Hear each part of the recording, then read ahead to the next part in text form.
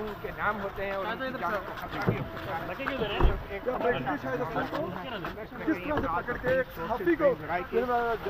साहब गाड़ी स्टार्ट करें। मसला है जिनके हवाले से FIA जो है आपके सहाफ़ी जर्नलिस्ट शायद लेके जा रहे हैं।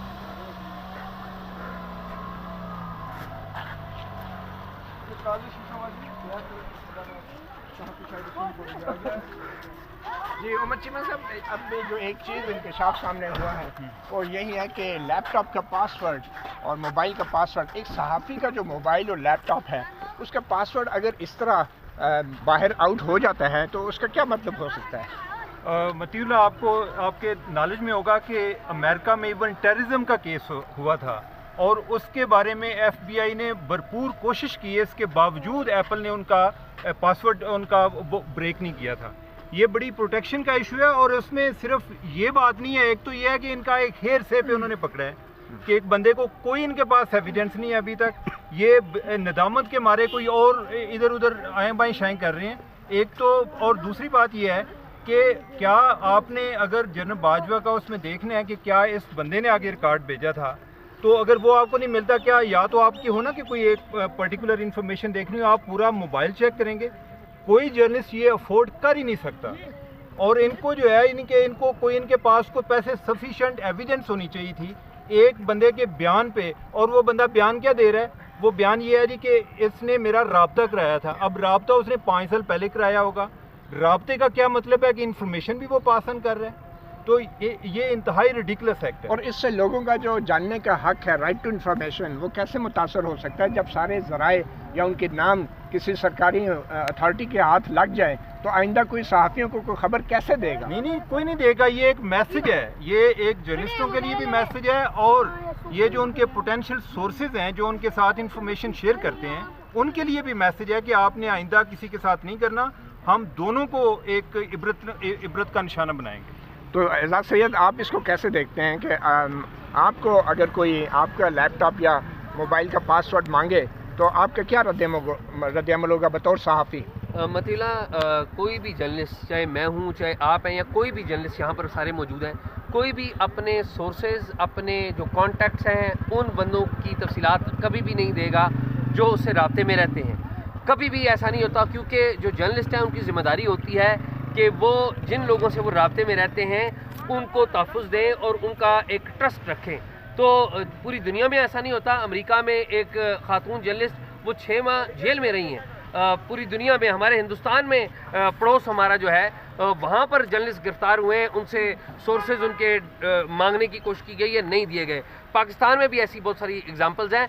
और ये जो इकदाम FIA ने किया है, FIA ने ये इकदाम दरअसल करके पूरी दुनिया में पाकिस्तान में जो आज़ादी इजहार और मीडिया की जो आज़ादी है उसका मजाक उड़ाया है। पहले भी बहुत ज़्यादा मजाक उड़ता था कि पाकिस्तान में ये मीडिया की आज़ादी नहीं है, और अब FIA ने ये मुकदमा करके पाकिस्तान की रियासत को बदनाम किया है, पाकिस्तान को बदनाम किया पूरी दुनिया में, और एक्सपोज किया पाकिस्तान को कि पाकिस्तान में किसी किस्म की मीडिया की भी आज़ादी नहीं है। और जब भी आप किसी भी ताकतवर शख्सियत के बारे में कोई भी बात करेंगे तो आपको गिरफ्तार कर लिया जाएगा और आप पर मुकदमात होंगे। ये जो सवाल किया जा रहा है कि ये दिफा से मुतल्लिक मालूमात थी जो लीक की गई, ये डिफेंस रिलेटेड मैटर है, वो भी एक क्राइम है, तो क्या ये दिफा से मुतल्लिक मालूमात थी? FBR का जो रिकॉर्ड है वो डिफेंस मिनिस्ट्री से मुतल्लिक है? मतीउल्लाह, ये जो डाटा अहमद नूरानी साहब ने पेश किया, उनकी जो स्टोरी है उसमें दफा से मुतल्लिक बात की है, वो इंडिविजुअल से मुतल्लिक बात की गई है। जनरल बाजवा की फैमिली के हवाले से उन्होंने उनका टैक्स डाटा दिया है, ये कोई ऑफिशियल डाटा नहीं। और दूसरी बात यह है कि जो अहमद नूरानी ने जो डाटा दिया है उसकी कंक्लूजन क्या निकली है वो एक अलग मामला है, लेकिन शाहिद असलम का इस सारे मामले में ताल्लुक भी कोई नहीं है। और सबसे अहम बात यह है कि ये जो डाटा प्रोटेक्शन थी ये सरकार की जिम्मेदारी थी। ये जर्नलिस्ट का काम है लोगों को इन्फॉर्म करना, मालूमात लेकर लोगों को इतला देना, ना कि जर्नलिस्ट का काम है कि उनको कोई डाटा मिले और वो पब्लिक ना करें। मुझे भी डाटा अगर कोई खुफिया मिलेगा, आपको भी मिलेगा और दुनिया में किसी भी जर्नलिस्ट को मिलेगा, तो हम उसको जो वेरिफिकेशन के बाद उसको पब्लिश करेंगे, और पब्लिश इसलिए करेंगे ताकि लोगों को पता लगे कि असल हालात क्या है। तो क्या ये मुमकिन है कि ये सारा जो 12 अरब रुपए के असासों का बताया गया है اس کے اندر کوئی دفاعی ٹھیکوں اور دفاعی ساز و سامان کی خرید و فروخت میں کمیشن کے بھی امکانات موجود ہیں، جس کی وجہ سے اس کو دفاع کی معلومات کہا جا رہا ہے؟ مطیع اللہ، یہ ان کی فیملی کا اور ان کی جو سسرال ہیں، سمدھی جو ہیں، ان کی فیملی کا ڈیٹا ہے. اب اس بات کی تحقیق ہو تو پھر پتہ لگے کہ یہ پیسے کہاں سے آئے ہیں. ان کے جو سسرال ہیں، جو سمدھی ہیں، وہ لینڈ کا کاروبار میں کرتے رہے ہیں، اور چیزیں بھی ہیں. ان کو تفصیل سے دیکھا جانے کی ضرورت ہے کسی کنکلوژن پر جمپ کرنے سے پہلے. اچھا عمر چیمہ، آپ بھی پارلیمنٹ کے حوالے سے پوری پارلیمنٹ کے آپ نے ٹیکس کا ریکارڈ چھاپ دیا تھا، تو کبھی آپ سے کسی نے پوچھا کہ بھائی آپ نے یہ کیوں ٹیکس کا ریکارڈ چھاپا، یہ تو کانفیڈینشیل ہوتا ہے؟ نہیں، وہ جب میں نے چھاپا تھا اس ٹائم ایک ایف بی آر کی ایک انٹرنل انویسٹیگیشن ضرور ہوئی تھی، لیکن میرے سے کسی بندے نے رابطہ نہیں کیا کہ آپ نے کس طرح جرت کی. اور مطیع اللہ، ایک انٹرنیشنل لیول پہ پاناما پیپر ایک بہت بڑی اگزامپل ہے. یا ہم نے ریسنٹلی ایک سوئس بینک کے بارے میں کیا ہے، وہ ایک بہت بڑی اگزامپل ہے. جن جرنلسٹوں نے وہ انفارمیشن دی ہے ان کے خلاف آج تک کوئی کارروائی نہیں ہوئی، اور یہ ہو بھی نہیں سکتی. یہ کسی بھی کوئی سٹینڈرڈ سے آپ ان کو نہیں کہہ سکتے. اس کا مطلب ہے کہ کیا آپ جو ہے ایک، اگر ہم کوئی فریڈم آف انفارمیشن لا کے تحت بھی کوئی انفارمیشن لینا چاہیں، آپ وہ بھی نہیں دیتے. اگر کوئی انفارملی گین کرتا ہے تو آپ کو اس پر بھی اعتراض ہے. اور اس معاملے میں جو شاہد اسلم کا کیس ہے، یہ بڑا سنگین اس لحاظ سے ہے کہ کسی کو بھی آپ شک کی بنیاد پر اٹھا لیں. میں آپ کو یہ گارنٹی دیتا ہوں، میں پورے دعوے کے ساتھ بات کر رہا ہوں کہ شاہد کا اس کیس کے ساتھ کوئی رول نہیں ہے. ٹھیک ہے، اب یہ ہے کہ کل کو مجھے اٹھا لے جی کہ آپ کا جو ہے منورانی، آپ بھی جاننے والا ہے آپ کا، تو ہمیں لگتا ہے جی کہ آپ نے ڈیٹا دیا ہے. آپ جو ہے میرا سارا ریکارڈ میرے سے پاسورڈ لے کے میں اپنے سارے سورسز ایکسپوز کر دوں، میں ساری انفارمیشن ایکسپوز کر دوں.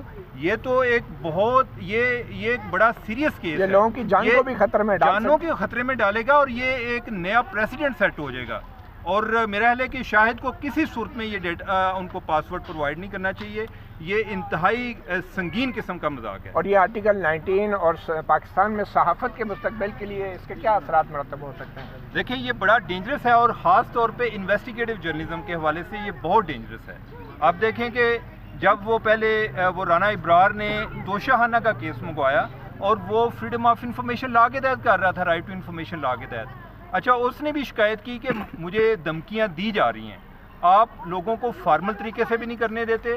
اگر کوئی انفارمل طریقے سے کوئی ڈیٹا گین کرتا ہے، آپ کو تو یہ چاہیے کہ وسل بلوور پروٹیکشن ایکٹ بنائیں، کہ اگر کوئی لگتا ہے کسی کو کہ انٹرنلی کو پرابلم ہو رہا ہے اور اس کا ادارہ اس کو سننے کو تیار نہیں ہے، تو وہ کسی کو آگے انفارمیشن پرووائڈ کر سکتا ہے. آپ کو پروٹیکشن پرووائڈ کرنی چاہیے ان کو. آپ بجائے کہ ان لوگوں کو آپ نے پہلے جیل میں بھیج دیا ہے.